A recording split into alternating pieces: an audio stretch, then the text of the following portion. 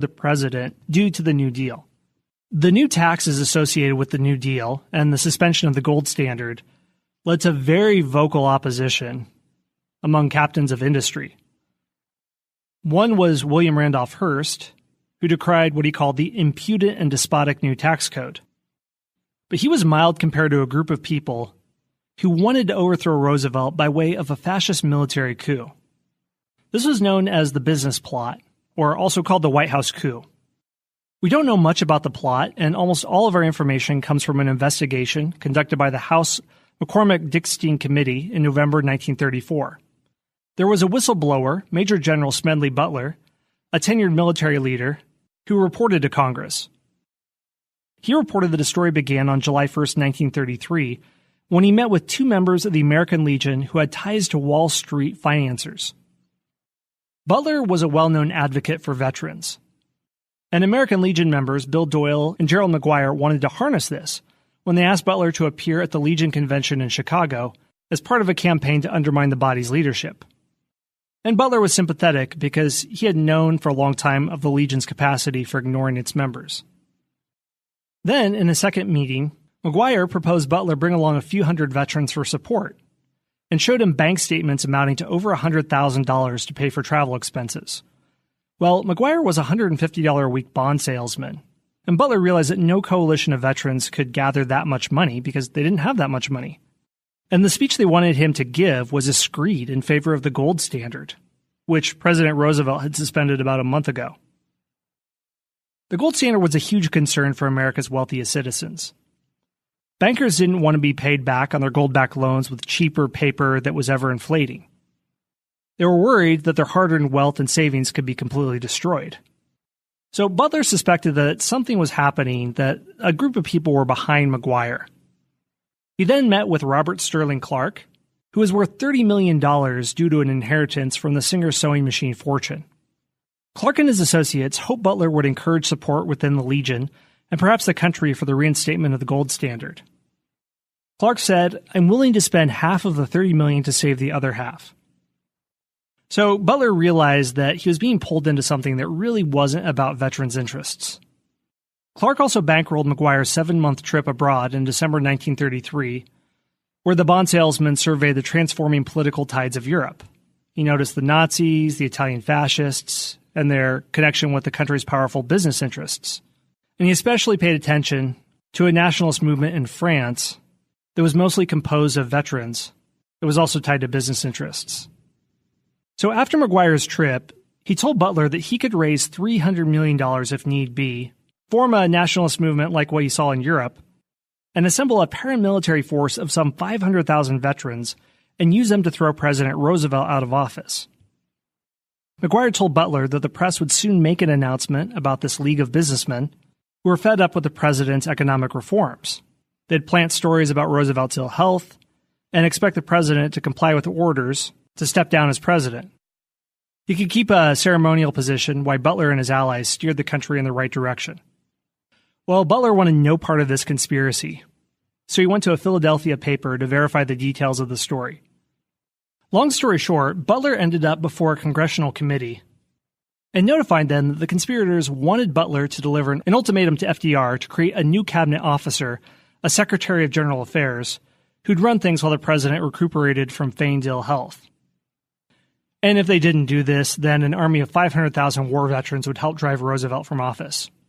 Well, even though this conspiracy was reported on, a lot of other papers thought that the conspiracy was a hoax. So there weren't any prosecutions that happened. But Butler's testimony was later corroborated by Veterans of Foreign Wars Commander James E. Van Zandt, and by testimony in the congressional hearings, which were made public in 1967. Some historians think the alleged plot was nothing more than just wild talk. But in Sally Denton's book, The Plots Against the President, it provides evidence that the plotters were serious. But there were a lot of people implicated in the story. Among the members of the group were the DuPonts, S.B. Colgate, Sewell Avery, former Secretary of State Elihu Root, and Al Smith, former New York governor and 1928 Democratic presidential nominee. So from what we can tell, the plot didn't get very far, but the plot did have three elements which could have made it successful. It had money, it had guns, and if another people could have been convinced, it had men. And this is also in the 1930s, when governments in Germany and Italy are both being overthrown by fascist regimes. So at this time of destabilization brought on by the Depression, it was good to take any and all threats very seriously. Hey everyone, Scott here. One more brief word from our sponsors.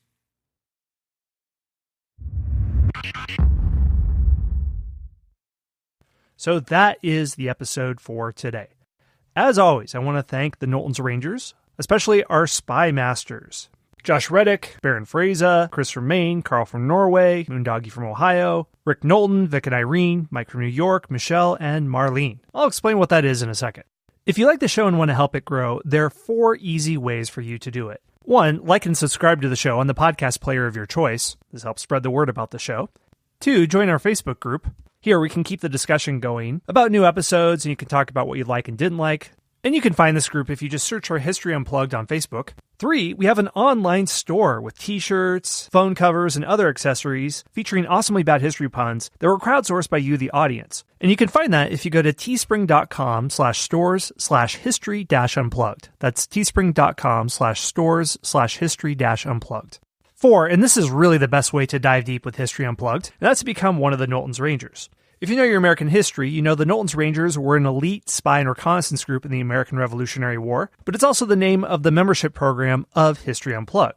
You can join at 3 levels. If you join at the level of Scout, you can hear all the episodes of History Unplugged completely ad-free and get early access to new episodes, at least a week early. If you join at the Intelligence Officer level, you get special bonus episodes, like a 10-part series on the World War II hero Audie Murphy, a multi-part series called Ottoman Lives about different people in the Ottoman Empire, and a series called Rendezvous with Death that looks at biographical profiles of Americans who went to fight in World War I before America entered the war. The last level is Spy Master, where you get all that stuff, but you also get 3 hardcover history books, Forging a President, How the Wild West Created Teddy Roosevelt, Race to the Top of the World, Richard Byrd and the First Flight to the North Pole, and The Last Fighter Pilot, the true story of the final combat mission of World War II. Another bonus is, you can choose a history topic for me to focus on for an entire episode that can go up to an hour, and I'll answer whatever question you have for me, and you get a shout out at the end of each episode. If you want to learn how to become a member of the Knowlton's Rangers, go to patreon.com/unplugged.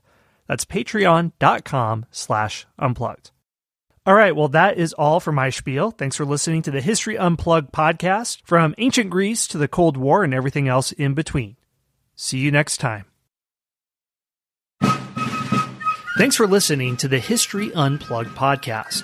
Be sure to subscribe to the show to get your daily dose of all things history-related, from ancient Greece to the Cold War.